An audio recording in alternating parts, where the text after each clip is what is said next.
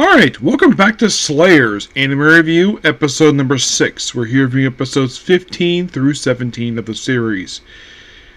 Well, basically, it's a lot of, still the comedy stuff for the show. 15 is simply put this. Well, this is kind of something also what happens in 17 as well, where they're just trying to go to their town, trying to find some food, and they can't go into towns because of the wanted posters. So then, just by sheer coincidence, we happen to have a guy who happens to be the son of a rich guy who is looking for a woman to take the place of some powerful woman who marries up all of her daughters. Who apparently had 9 daughters to marry off. 9. But then there's 10th one that she just magic came up with. And Lena is roped in to be a bride. And of course you have basically Godry and Amelia basically both as a butler and her maid respectively. And everything goes well. We have the ceremony, and then of course Gallus and Vermin show up to basically wreck the mansion. By the end, the mansion is destroyed. I mean, is there anything noteworthy about 15? Like anything interesting about it per se? Like anything like newish, like new characters? Well, no new characters this one. Well, there is basically one thing noteworthy about this one. Oh yes, it is the first ever. Get this. So, Rachel Lillis. Those of you who may not be familiar with this particular voice actress, she was the original voice actress for Misty from Pokemon. This episode, particular 15, was her very first acting role she ever did. Yep. Never got a chance to meet her though. I love her work as Misty though. Yeah, she voices a couple characters named Paula and Carly. And there's a character named Hollis appears in the episode, which apparently was... Okay, this was not exactly Chris Perfume's first role in acting per se, but his first role he did in Slayers. Yes. Yes, indeed.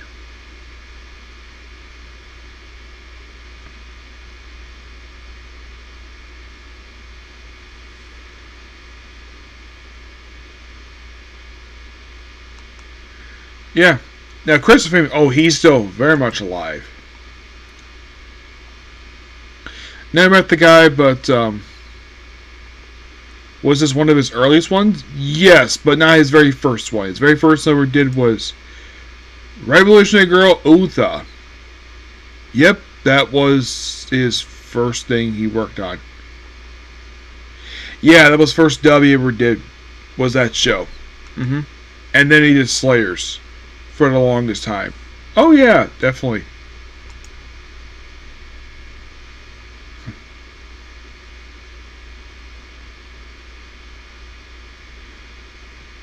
Oh, excuse me. I find it really cool that it's actually one of his first things he worked on.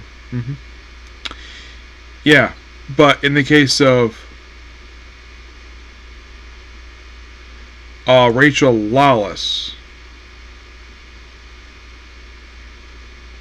they for some reason she likes to be credited on different, basically her last name is, it's like they keep misspelling her last name for some reason. Not sure why. In the case of this show, it's her basically her first name was Rachel, Rachel. Here is credited as Rachel. And her last name is spelled differently than normally it's spelled. Basically, it's still pronounced the same, it's just spelled differently. Second one is basically replaced the E with an A for Lois. For the first one, it's the same as her normal last name. And yeah, basically she changed her last name. She's a New York voice actress. But she does a really good job with the episode. So aside from those two things there, not much else to ignore about. Episode 15. 16. It's like, ooh, the three get invited to join a play. That apparently depicts Lena as a villain. And of course, then Gallus decides to ruin the play, but lucky enough basically proved to be a success. It's a very interesting episode, per se. A play about Lena. But is there anything noteworthy about this episode? Not really, no. Aside from Christopher voices a one-shot character, there's nothing really noteworthy about this episode. 17. Well, this episode apparently starts a gag. We'll get to the reason. We'll get to the gag. So, basically, they need to defeat the sea dragon, but they be disguised. So, let's have Godric disguise himself as a woman. Yes. Which, this is something interesting. I should know to what they do. Every 17 episode of season, we have this acts as a gag. We have characters dressed up as different genders for an episode. Yes, and for some weird reason, they had to style his hair like Usagi from Sailor Moon. Yep. And like, oh, she's like the older sister. We have this hero guy that falls for him as Lily. So then, of course, they bring aboard a ship where we have a brief scene. Oh, by the way, also, before they go on the ship, there is a brief walk-on cameo by a character named Naga the Serpent. Those of you curious, who the heck is that? That is a character exclusively created for the movies. Yes, Slayers had 5 movies. I have not seen them yet. I probably seen them probably after I maybe when I finished watching the show. I might watch the movies because they're quite interesting to say the least. And basically, the first movie is kind of a prequel to the show itself. I'll probably watch it later, but yeah, it's a brief cameo by her. You don't see her face, but yeah, we see her just briefly walk on. And then it's like, she's familiar. Well, she doesn't exactly interact with her until a animated season of the show. Because after season 2, the show becomes, for the next 3 seasons, it becomes a complete anime original content. Yep. So then, of course, we go on the ship, where we see Lena, for the first time in the show, in a bikini. I have no problem with this at all. This is perfectly fine. Milia, for some reason, they put her in a one-piece swimsuit. I don't know why, but that's what they did. Also, there is frequent gags about Lena's chest size. And I'm like, they think her is flat-chested. I'm like, okay.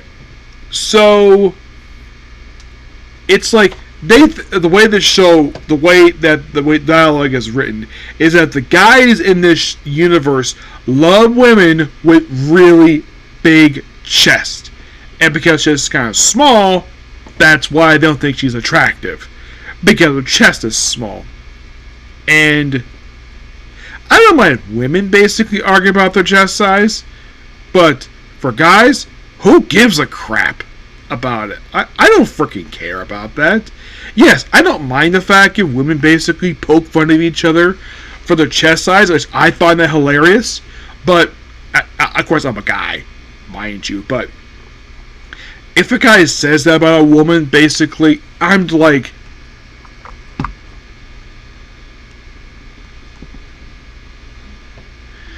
and here's the thing.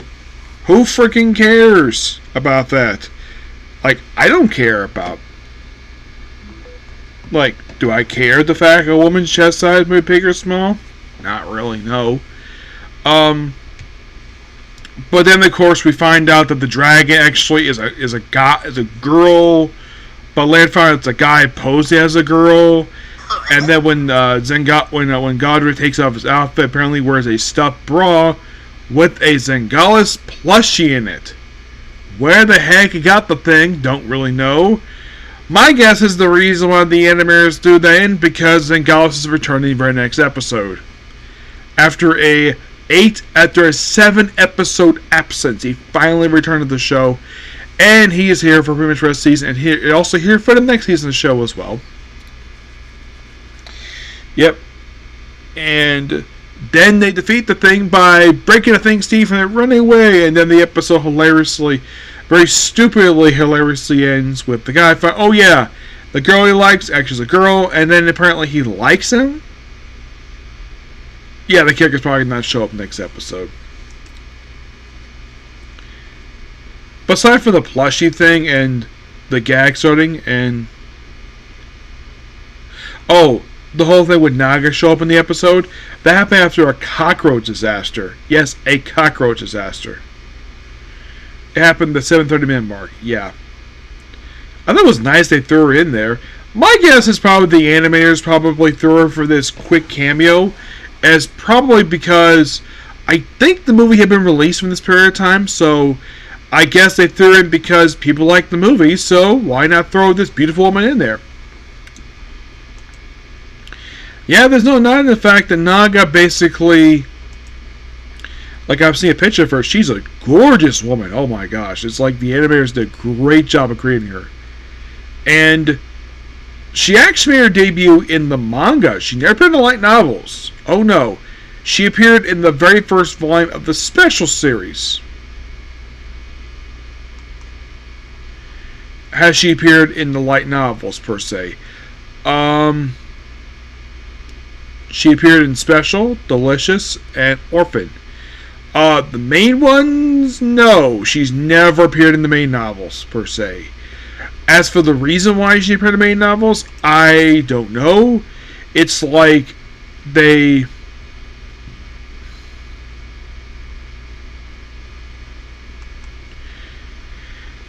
I mean, she appears in all the movies.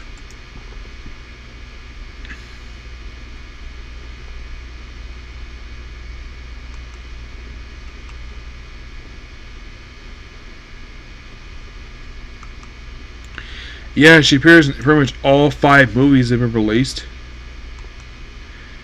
Yeah, and then she appears in the main show with Evolution R, which I think Evolution R was the last season aired for the show. Yes, it was the last season. As for the reason why that they had appeared in the last season officially aired, I guess the reason why they threw in the main show, and this is my personal theory when they did it, I haven't watched it yet, but that's when she shows up in the show. My guess is the reason why, because they probably had no more movies planned, so I guess they figured, oh, hey, this character's popular with the Slayer fan, throw in the show itself. Yeah, that's just my personal theory on the matter.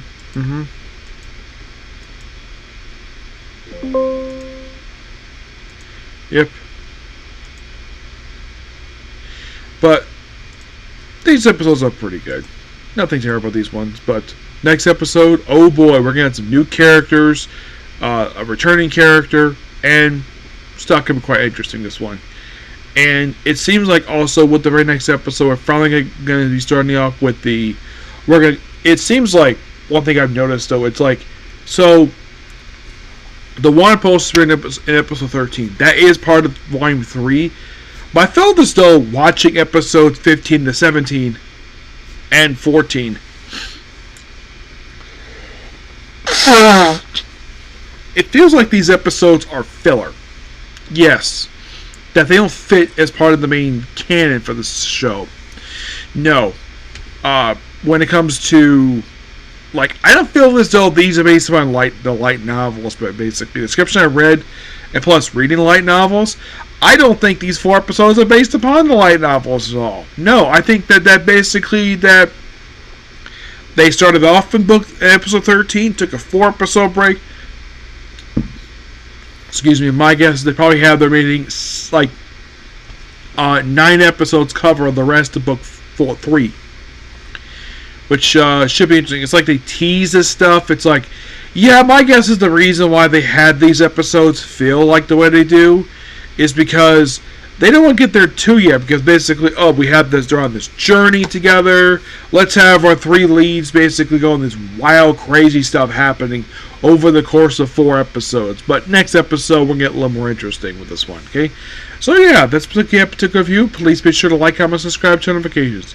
Next up is Comic Corner, and it's right back to Slayers. Okay, next view. Bye.